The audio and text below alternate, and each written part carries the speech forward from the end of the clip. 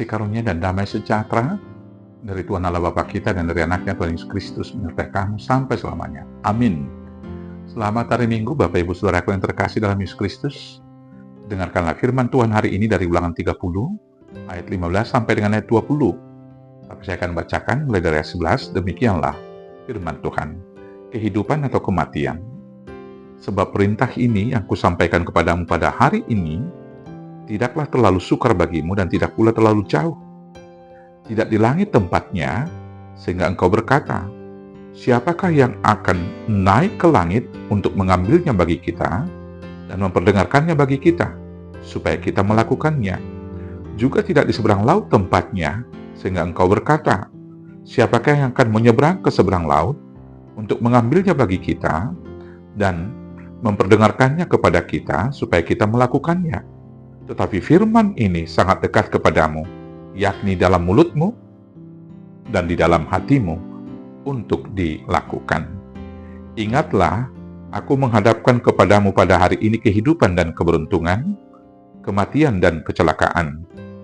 Karena pada hari ini, aku memerintahkan kepada kamu untuk mengasihi Tuhan Allahmu, dengan hidup menurut jalan yang ditunjukkannya, dan berpegang pada perintah, ketetapan dan peraturannya, supaya engkau hidup dan bertambah banyak, dan diberkati oleh Tuhan Allahmu di negeri kemana engkau masuk untuk mendudukinya. Tetapi jika hatimu berpaling, dan engkau tidak mau mendengar, bahkan engkau mau disesatkan untuk sujud menyembah kepada Allah lain, dan beribadah kepadanya, maka aku akan memberitahukan kepadamu pada hari ini, bahwa pastilah kamu akan binasa. Tidak akan lanjut umurmu di tanah kemana engkau pergi, menyeberangi sungai Yordan untuk mendudukinya. Aku memanggil langit dan bumi menjadi saksi terhadap kamu pada hari ini. Kepadamu kuperhadapkan kehidupan dan kematian, berkat dan kutuk. Pilihlah kehidupan supaya engkau hidup, baik engkau maupun keturunanmu, dengan mengasihi Tuhan Allahmu, mendengarkan suaranya dan berpaut padanya, sebab hal itu berarti hidupmu dan lanjut umurmu untuk tinggal di tanah yang janjikan Tuhan dengan sumpah kepada nenek moyangmu, yakni kepada Abraham, Ishak, dan Yakub, untuk memberikannya kepada mereka. Demikianlah firman Tuhan. Bapak Ibu Saudaraku yang terkasih dalam Yesus Kristus, hidup adalah pilihan, adalah ungkapan yang sudah sering kita dengar. Memang demikianlah kenyataannya. Masa depan ditentukan oleh pilihan kita pada hari ini. Hidup untuk memilih sudah dimulai sejak zaman Adam dan Hawa. Pada zaman Adam dan Hawa, Tuhan memberikan pilihan kepada mereka, yakni dengan berkata, semua pohon dalam taman ini boleh kamu makan buahnya. Tetapi pohon pengetahuan tentang yang baik dan yang benar, jangan kamu jamah dan kamu jangan memakan buahnya. Karena sekali engkau menjamah dan memakannya, pada saat itu juga engkau akan mati. Saudaraku yang terkasih, karena godaan iblis dan dorongan keinginan Adam untuk sama dengan Allah, maka mereka mengambil pilihan untuk melanggar perintah Allah. Dan konsekuensinya jelas.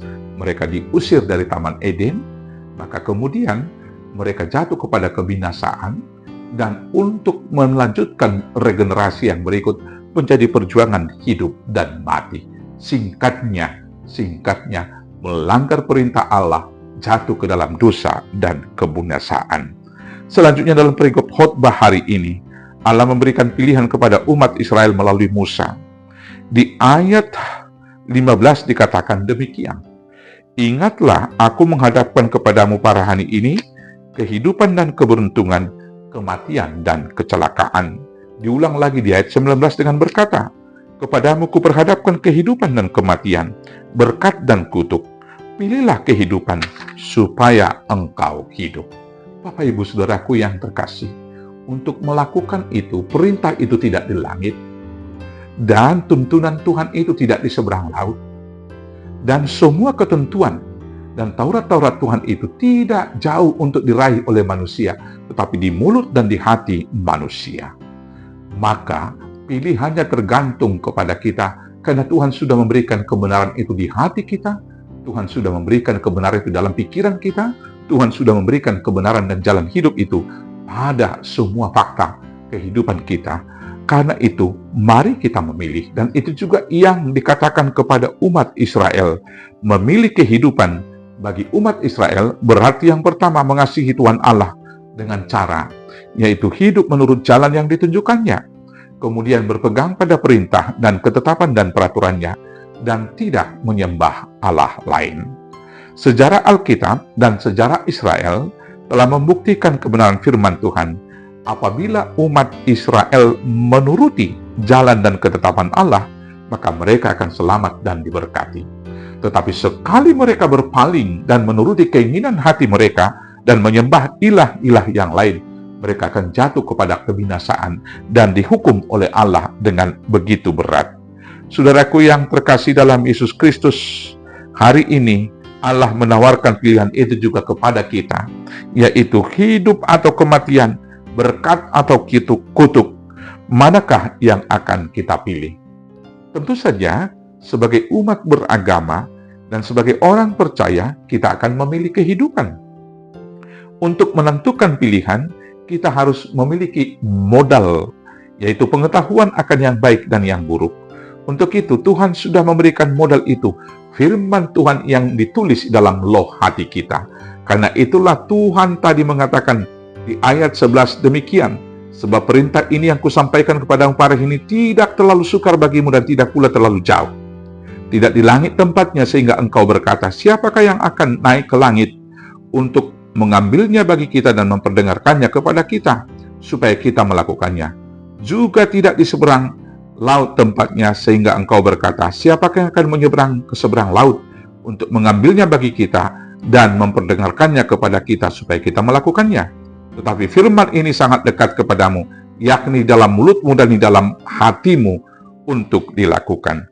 Firman itu sudah ada di hati kita. Artinya, modal kita untuk memilih jalan menuju kepada kebaikan dan jalan hidup telah diberikan oleh Tuhan. Maka sekarang, mari kita tetapkan pilihan supaya kita yang pertama hidup menurut jalan yang ditunjukkan Tuhan.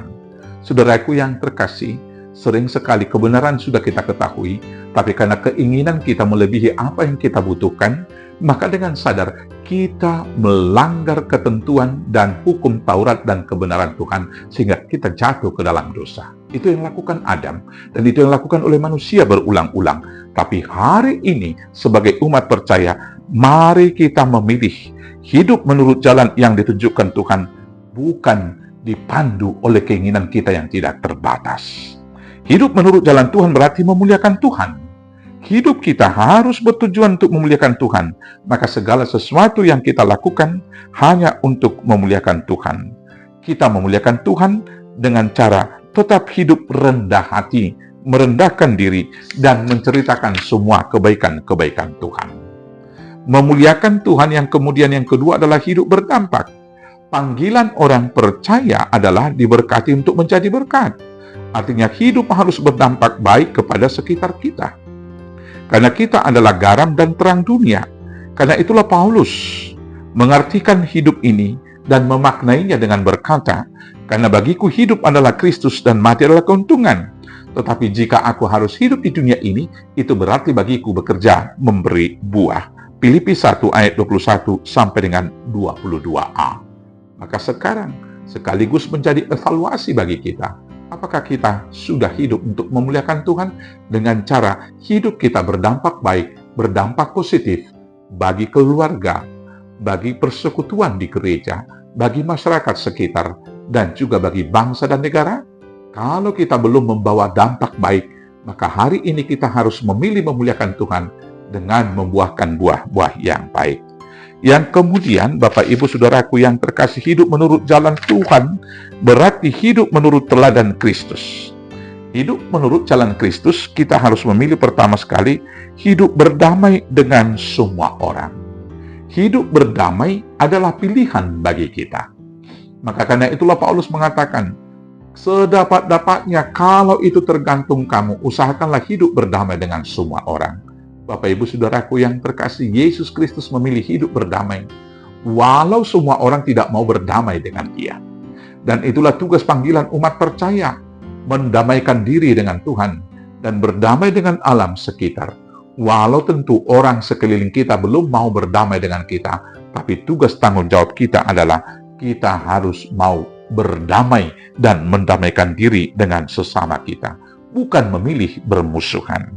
Yang kemudian kita harus hidup menurut kehendak Allah, bukan menurut keinginan kita. Keinginan kita melebihi apa yang kita pikirkan, melebihi apa yang kita butuhkan. Dan hidup dalam pemuasan keinginan akan menarik kita jauh dari akar kebenaran dan kemudian membuat kita jatuh ke dalam dosa. Hari ini, hiduplah menurut jalan Tuhan. Menurut jalan kehendak Tuhan mungkin tidak senantiasa sesuai dengan keinginan kita yang tidak terbatas. Tapi hidup menurut rancangan Tuhan pada akhirnya akan membawa kita hidup dalam damai sejahtera. Yang kemudian, mari kita pilih hidup mengasihi, bukan membenci. Saudara-saudaraku yang terkasih, hidup mengasihi adalah pilihan bagi kita semua dan tidak akan dapat merebut itu dari kita. Maka jangan pilih untuk membenci. Kemudian hidup mengampuni.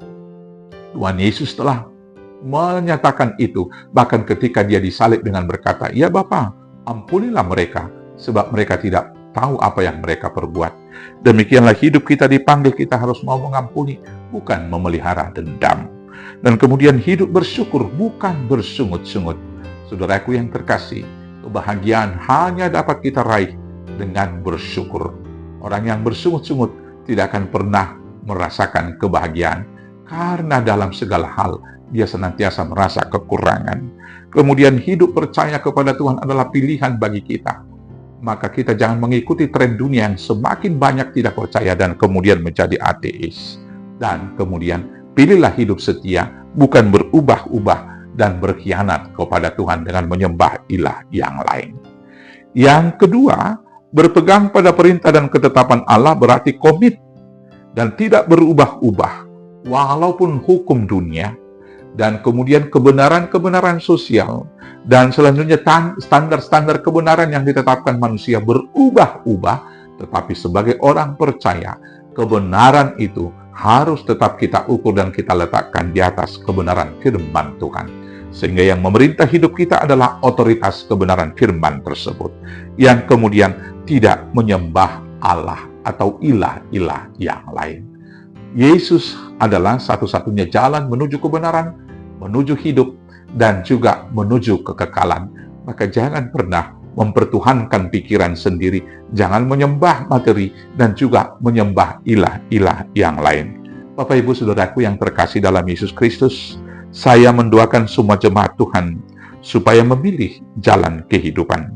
Seperti firman yang disampaikan Rasul Paulus yang berkata, "Dan inilah doaku, semoga kasihmu makin berlimpah dalam pengetahuan yang benar dan dalam segala macam pengertian, sehingga kamu dapat memilih apa yang baik, supaya kamu suci dan tidak bercacat menjelang hari Kristus." Filipi 1 ayat 9-10.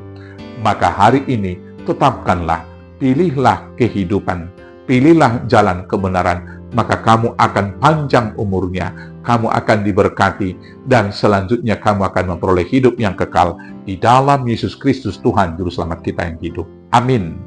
Bapa yang baik, tuntun kami dengan Roh Kudus, menentukan pilihan terbaik dalam hidup iman dan spiritual kami, sehingga kami tetap memilih Kristus dan jalan hidup yang diberikan kepada kami, sehingga kami boleh hidup kudus dan suci, dan diantarkan menuju kehidupan yang kekal, hanya di dalam nama Yesus Kristus Tuhan, Juru Selamat kami yang hidup. Amin. Selamat hari Minggu, Tuhan Yesus memberkati. Horas, horas, horas.